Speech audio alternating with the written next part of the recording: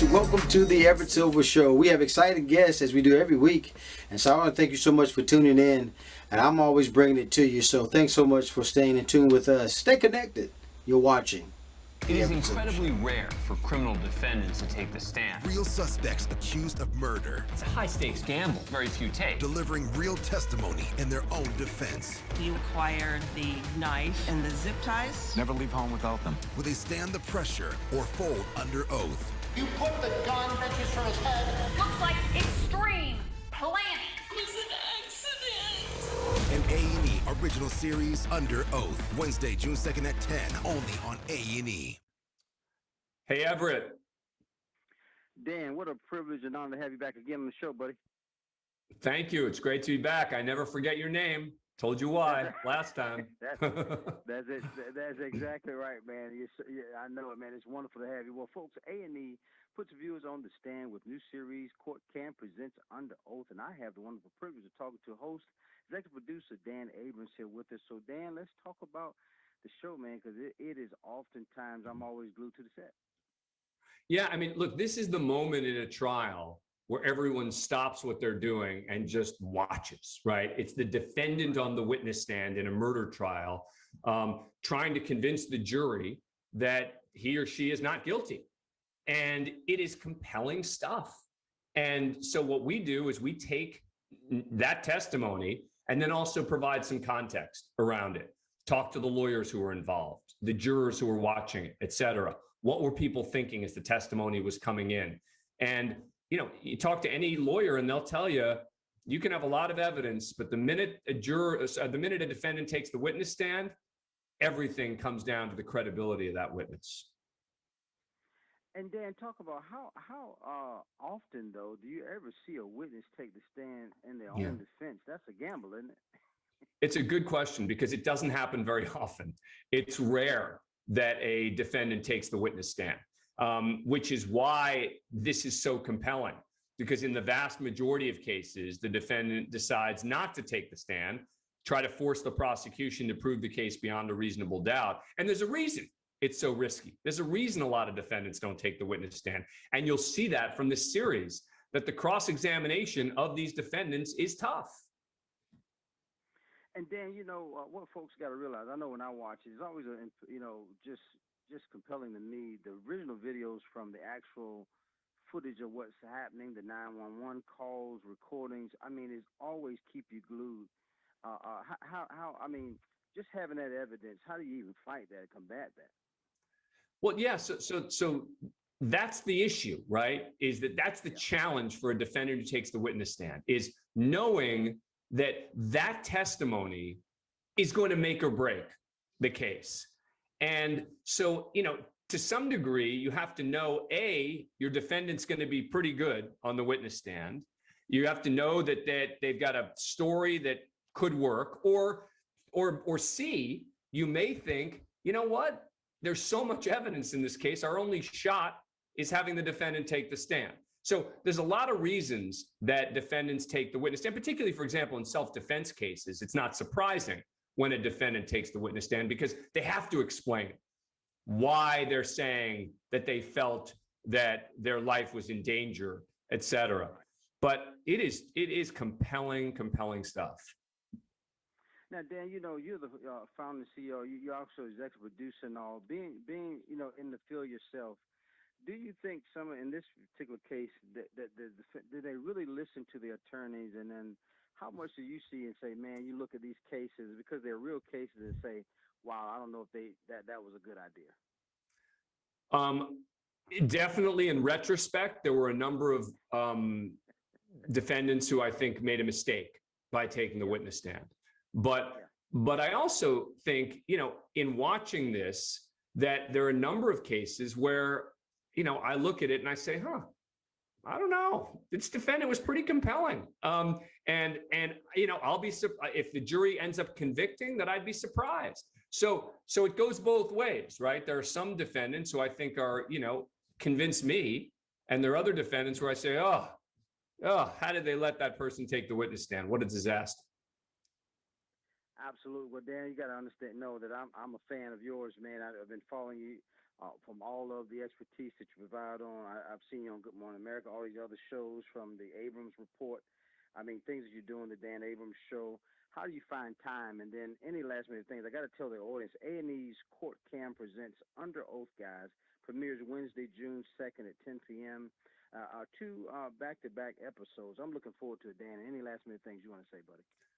No, just that I always appreciate coming on your show, Everett. So, we'll let's keep doing this. Let's do it, Dan. Dan Abrams, guys. Again, Court Cam presents Under Oath, again, June 2nd, 10 p.m. You want to make sure you're at A&E's glued to the TV like I will. Thanks, Dan. Thanks, Everett. See ya. You're welcome. Well, guys, thanks so much for tuning into the Everett Silver Show. Stay tuned. Don't turn that dial because we got more exciting guests right here on the Everett Silver Show. Be back in a moment.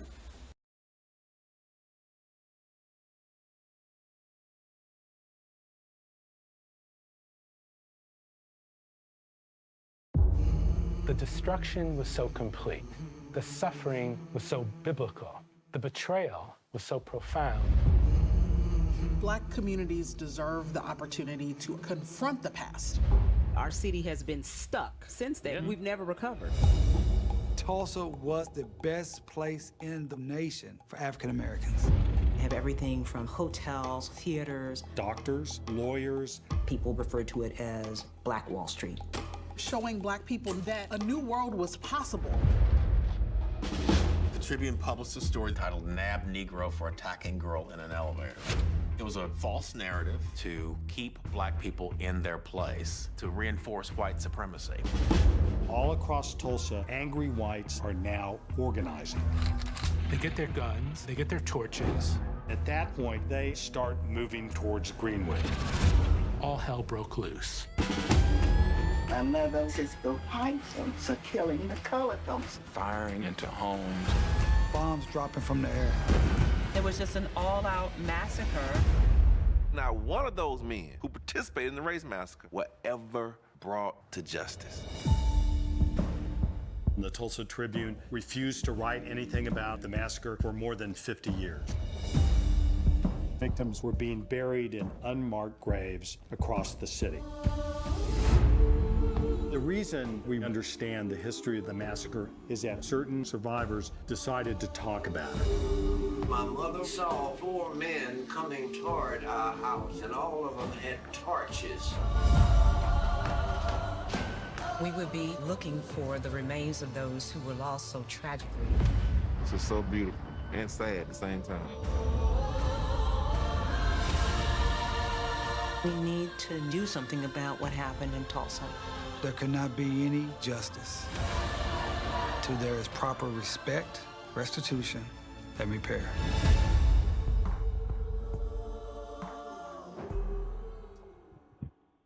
Stanley, I appreciate you doing this show, sir. What an honor to have you. It's my honor to be here. Well, folks, my guest is with us, and I tell you, what an honor to be able to cover this type of story. Many of us got to understand the history of Channel is doing a new documentary on Tulsa burning, the 1921 race massacre. I have the wonderful director of Peabody and also Emmy Award-winning documentarian Stanley Nelson is here with us. And Stanley, we got to talk about, man, Black Wall Street was one of the most prosperous African-American communities in the United States, filled with kind of, booming businesses, thriving entrepreneurs, and served the district of basically of some of the mecca of Black ingenuity and also promise. Talk about that evening of May 31st, 1921. As you say, Greenwood, called Black Wall Street, was a mecca. It was, the example of what African Americans could do. And in 1921, on the 30th and 31st, the incident started because a young African American man bumped a white female elevator operator, and that's all he was ever accused of. He bumped into her. She started screaming. He ran, and he was grabbed by the white mob, who gathered, and they were going to lynch him. And the African American community had the nerve to go and say, no, you can't just lynch this guy. They had guns because it was Oklahoma in 1921, and that's what really started the riot. Stanley, you're talking about let's just look for a moment at the intensity of 35 city blocks were burned to the ground, hundreds, and then I noticed that hundreds of blacks, it doesn't even probably clear on the number, city dwellers were killed that day, don't they? Yeah, I mean it was systematic. I mean it wasn't that the black people were rioting against the white people. The white people of Tulsa surrounded Greenwood, and at a signal, a whistle blew, and then they marched on Greenwood from all sides, killing anybody they found, and then burning down the black community, burning down homes, burning down businesses, and flattening it. Luckily, there's pictures and there's actually film footage of the destruction, and it looks like a bomb was dropped on it, because they were. I mean, the bombs were actually, planes flew over and dropped bombs. It was the first time ever that American citizens had been bombed on their own soil. It was not Pearl Harbor, it was Greenwood, and the community was destroyed. Nobody was ever prosecuted. Nobody was ever paid insurance claims. Nobody was ever compensated in any way. Actually, after the African American citizens were gathered and all herded together, and African Americans actually had to have a pass to go back out into the city and be vouched for by a white citizen. When I think in terms of this, Stanley, it's so much of our history has been buried. And so I'm so appreciative that we can have the opportunity to just say we've always been kings and queens. We've always had great history and heritage. Talk about why you think the NBA star and philanthropist Russell Westbrook decided to be the executive producer of this. Yeah, I mean, Russell was attached to this project early on. I mean, in many ways, it was his idea. He formed a production company, and they were thinking about what they wanted to do. He said, the story that I would really like to do is Greenwood. And they approached me, and Russell was already on board, and Russell was a great force in getting the project, made. To have Russell Westbrook's name, doors open, and so that he was really instrumental in getting the film made. And then I got to let folks know Tulsa Burning 1921 Race Massacre is going to premiere Sunday, guys, May the 30th, 8 p.m. on the History Channel. And with that being said, Stanley, talk about, though, this story being previously ignored. It's necessary to prepare this town once devastated. So this 2-hour documentary, you think it's gonna do justice to it? Yeah, I mean, I think that it really does justice. It's a very emotional film. I think people will be moved by the film, but also the film is about Tulsa today, Greenwood today. That as they try to dig out, 100 years later from this devastation. Again, they were not compensated in any way, and the search for the remains of people that are missing. I mean, I think it's telling that we don't know whether 100 or 300 people were murdered, because the people that were killed were buried in mass graves. And then, Stanley, lastly, you an award-winning Emmy Award-winning director. How did you get your hands around something like this to direct? How are you feeling about this moment? Well, I mean, I think it was a real honor to tell the film, to tell the story, to make the film. I mean, that's the overriding emotion for me, and I think it's extra special that it's the 100th anniversary, and I think it's really extra special that we were making the film in the shadow of the murder of George Floyd. So so many reasons that it was so much an honor to make this film. And Stanley, that's why I was thinking, what better timing, man, than to do something like this in where our country is today. And any last minute things you want to say? Again, folks, make sure you tune in. Tulsa Burning 1921 Race Massacre premieres Sunday, May 30th, this Sunday, guys, 8 p.m. on the History Channel. I have, again, the Emmy Award-winning director Stanley Nelson. Stanley, last minute things you want to say, sir? No, again, I just am so honored to make the film. I think that people will be moved by the film, and that they'll learn about part of our history that we don't know. You know, as African Americans, or as a country, or as a world. You know, that it's something new for people. Right. Well, again, I want to thank again my special guest, again, Emmy Award Director Stanley Nelson. Thank you, sir, for doing the show. Thank you so much. You're welcome. Bye-bye. More guests coming your way. Don't touch that dial. Be back in a moment.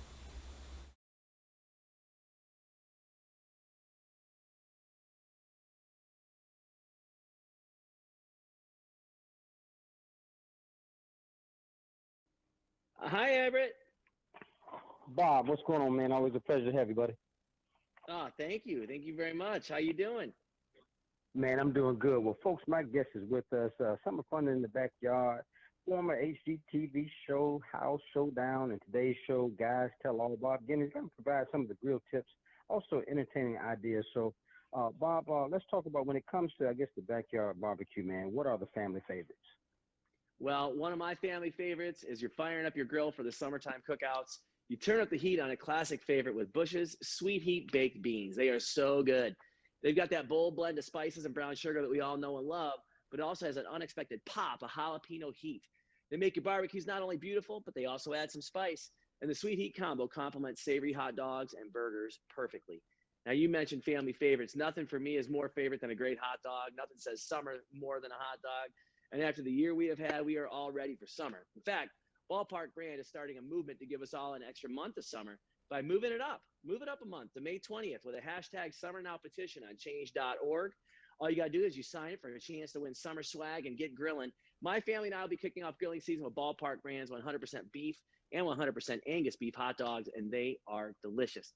Now, Everett, I don't know about you, but I am a mustard man. I like to dress up my hot dog with a bit of mustard. I've got 14 bold flavors to satisfy any appetite with Coop's Mustard. It's perfect for the summer grilling season. Coop's is part of a family-owned business that's been making mustard with only the finest ingredients for over 120 years. So whether you're slapping it on a hot dog or a burger or as part of a side dish, it makes a great meal even better. Now, throughout the rest of the year, they're doing a mustard of the month, starting in May with Honey Dijon and Honey Mustard, and in June with Dusseldorf and Jalapeno, and you get 50% off discount in stores or online at coopsmustard.com and Amazon right now.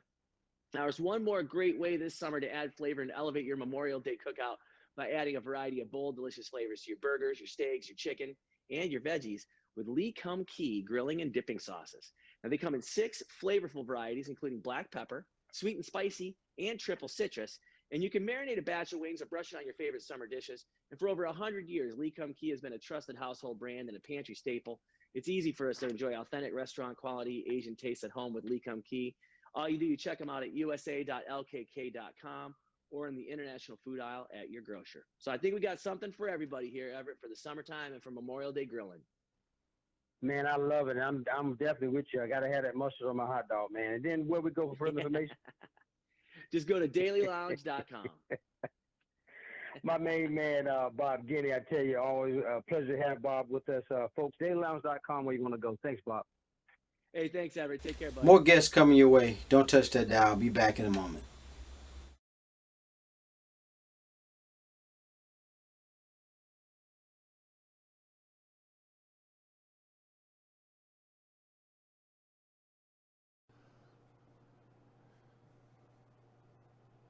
Hey, Everett.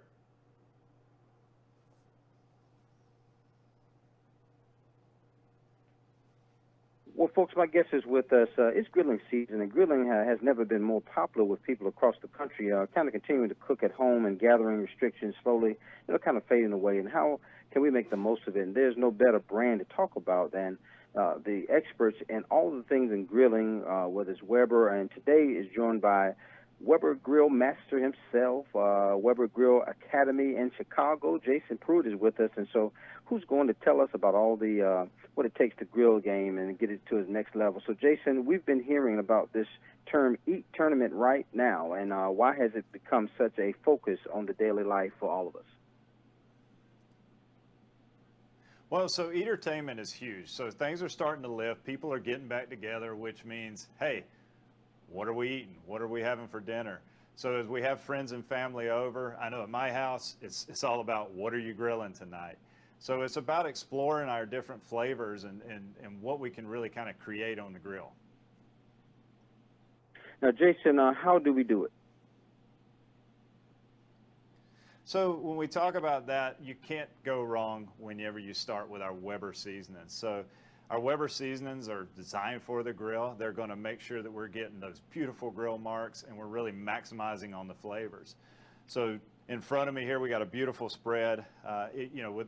For instance, with our grilled chicken, if you want to add a little bit of a kick to it, our kicking chicken is going to give it that little bit of spicy kick that's going to be wonderful if you got somebody in the family that likes a little bit of heat on their food. If you want to go a little bit more of the mild route, we have our garlic and herb seasoning, which adds a beautiful flavor, but it's toned down a little bit if you got the kiddos that don't want something that's as spicy.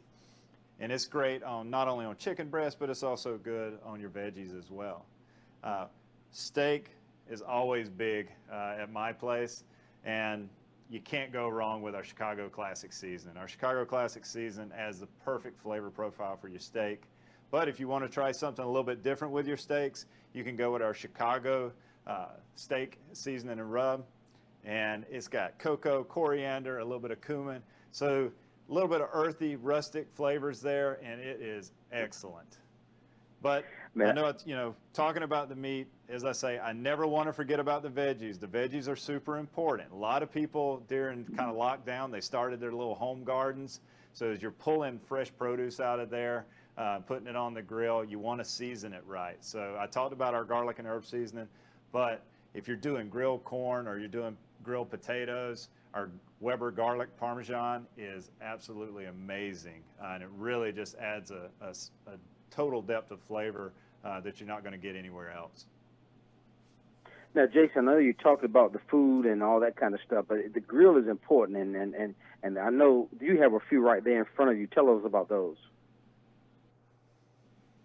You're right. You got to start. You got to start with good seasoning, but you also got to have a good grill as well. So behind me, I have our Weber Smoke Fire, which is going to give you the best of both worlds. With Smoke Fire, you're able to grill at those high temperatures, so you're able to get that beautiful sear mark on your steak, chops, chicken breast, and then you're able to dial it back down and do those low and slow cooks. So your briskets, pork shoulders, ribs, and everything kind of in between. So you can also do your baked mac and cheese or your casserole dishes, as well as baked bread and pizza on this grill.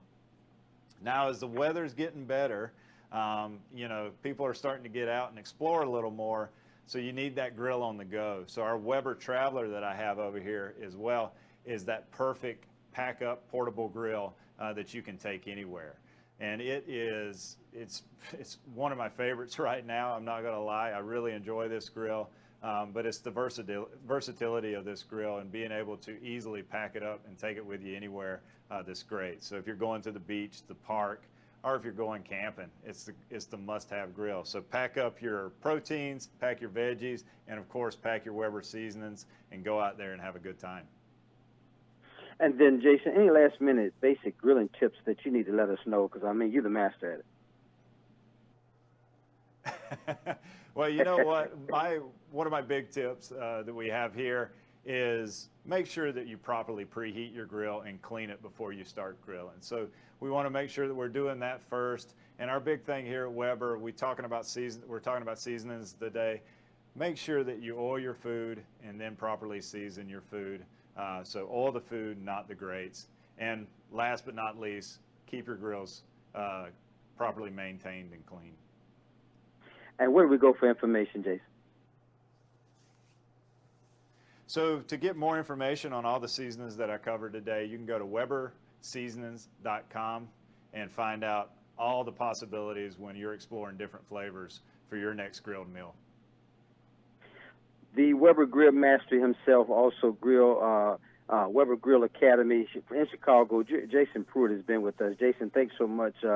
Weber, Weber is where you want to go for further information. I think he's told us, and so Jason, so glad to have you.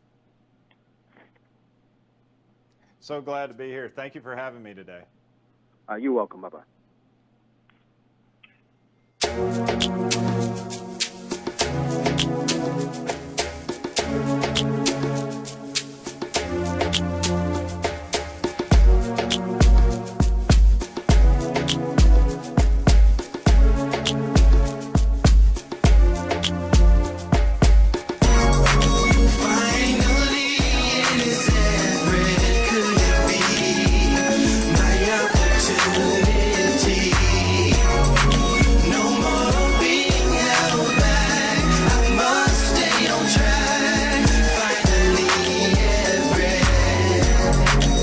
Seems like forever is coming. I can't believe it's happening to me.